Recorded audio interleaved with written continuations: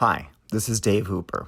The studio's closed today, so you're just getting an audio version of this. There's been an uptick in terms like brainwashing and mass delusion lately. Maybe you've noticed it. It seems like people are divided to the point at which they are claiming the other camp is brainwashed or deluded. So, let's talk about brainwashing and mass delusion for less than 10 minutes. Let's take the easy one first. Mass delusion. There is no such thing. If more than one person sees something, it is by definition not a delusion. It's something else. According to Wikipedia, brainwashing is also known as mind control, thought control, and a host of other slang terms. It's the concept that the human mind can be altered or controlled by certain psychological techniques. Brainwashing reduces its subject's ability to think critically or independently, to allow the introduction of new, unwanted thoughts and ideas into their minds, as well as to change their attitudes, values, and beliefs. And the number one source for that indoctrination is our television sets. And when brainwashing is at work, it's imperceptible to the brainwashed target. Watching TV puts the viewers into a highly susceptible sleep-like hypnotic state, largely caused by the screen flicker that lowers the viewer's brainwaves into what is called an alpha state. In order for brainwashing to work, you need a few ingredients. One, it's repetition, and lots of repetition. Listen to former Attorney General Eric Holder on his plans and strategy to abolish the Second Amendment. Ironically, the Attorney General of the USA is supposed to protect the Constitution, not subvert it. One thing that I think is clear with young people and with adults as well is that we just have to be repetitive about this. It's not enough to simply have a catchy ad on a Monday and then only do it every Monday. We need to do this every day of the week and just really brainwash people into thinking about guns in a vastly different way. In this next example by Deadspin, I want you to notice how all mainstream media networks are reading off the exact same script. I consider it doubly ironic that the actual message you're about to hear is a plea from these mainstream media sources to trust them to deliver honest news and to not listen to any other source. The sharing of biased and false news has become all too common on social media. More alarming, some media outlets publish these things they simply aren't true without checking facts first. Unfortunately, some members of the media use their platforms to push their own personal bias and agenda to control exactly what people think. And this is extremely dangerous to our democracy. This is extremely dangerous to our democracy.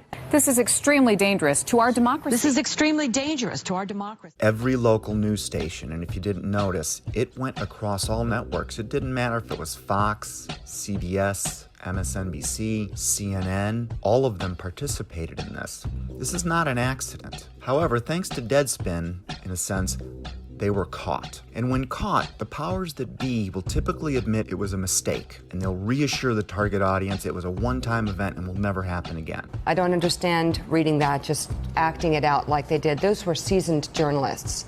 What about your first... You are the front line of defense in terms of telling the truth. This was a disgrace across the board. The FCC used to limit how many media outlets you could own to 25 outlets, literally, for the protection of our own country, to keep it from getting brainwashed. Those laws have been eroded slowly over time, and that is no longer against the law. Let's hear Robert F. Kennedy Jr., the son of an assassinated father, sounding the alarm. There are 5 giant multinational corporations who control virtually all 14,000 radio stations in America, all 5,000 television stations, 80% of our newspapers, all of our billboards, and most of the large internet content providers. So there are 5 guys who are deciding. But based on the last clip we just saw, it would seem that it's not 5 guys, it's actually 1 guy. And in a couple minutes, we're going to get a hint about who that 1 guy might be. So hang on. Often a special dialogue with unique terms are introduced so that the target audience can have their own conversations about the subject at hand, which further creates the impression of this intellectual conversation leading to the false sense of security of having common knowledge. As in, well, of course, we all know that's true, but we don't know why we know it. We just all know it's true. It is vital to keep the target audience from even looking at the counterpoint, which is usually done with ridicule, manufacturing social pressure. These days, we now have a mainstream media which actively participates in censorship. As I continue speaking, I'm going to flash all of the different censorships, restrictions, and disputes that either I or someone in my company have received just in the last 7 days. I I'm sure you've all run across this on social media as well. Some ideas are just not allowed to be discussed anymore. We simply don't have enough time to show you all the examples. And the odds of the video you're watching surviving on places like Facebook or YouTube are virtually zero. I fully expect this video to be taken down, even though it does not have a single piece of false information in it. And that's why our company, GenpopMedia, is expanding our operations to places like Parler, where there is no censorship and there is still free speech.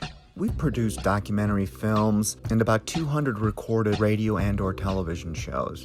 So we've been experiencing this to a certain degree for at least the last 4 or 5 years. However, in the last 6 months or so, the level of censorship has exponentially grown. It's got several people in our company, frankly, scared. That was the foundation of our country, and we actually have people applauding this, not understanding what it is they're applauding and what it is they're inviting. Eventually, the deterrent from even looking at other information will come down to physical force. History has shown that it always does. By getting many seemingly disconnected sources discussing the same things over and over and over, you're well on your way to brainwashing your target audience. This is where someone that's brainwashed can easily fool themselves, because they will seemingly hear the same story on 60 Minutes, Popular Mechanics, the New York Times, Time Magazine, CBS, NBC, as if everyone is talking about it.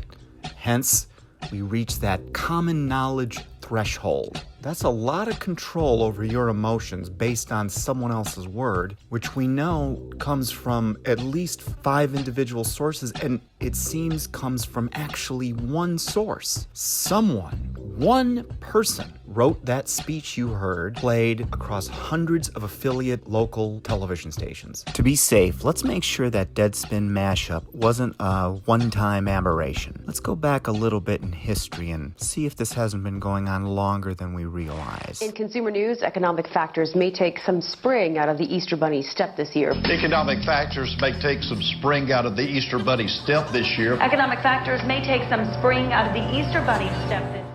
Now we're some health news. You know the old expression, don't worry, be happy? Don't worry, be happy. Don't worry, be happy. Don't worry, be happy. Don't worry, be happy. Don't worry, be happy. Don't worry, be happy. Don't worry, be happy. Don't worry, be happy. Don't worry, be happy. Don't worry, be happy. Don't worry, be happy. Don't worry, be happy. Don't worry, be happy. Don't worry, be happy. Don't worry, be happy. Don't worry, be happy. Don't worry, be happy. Don't worry, be happy. Don't worry, be happy. Don't worry. I scream, you scream, you know the rest. I scream, you scream. You know the rest. I scream, You scream. you know the rest. Could this be the end of email overload? Could this be the end of email overload? Could this be the end of email overload? Could this be the end? We are extremely proud of the quality, balanced journalism that CBS 4 News produces. But We are concerned about trouble and trend of irresponsible, one-sided news stories plaguing our country. Plaguing our country. And if you look at this ownership chart, you'll see that it's a half a dozen companies that really control everything you read, watch, and listen to.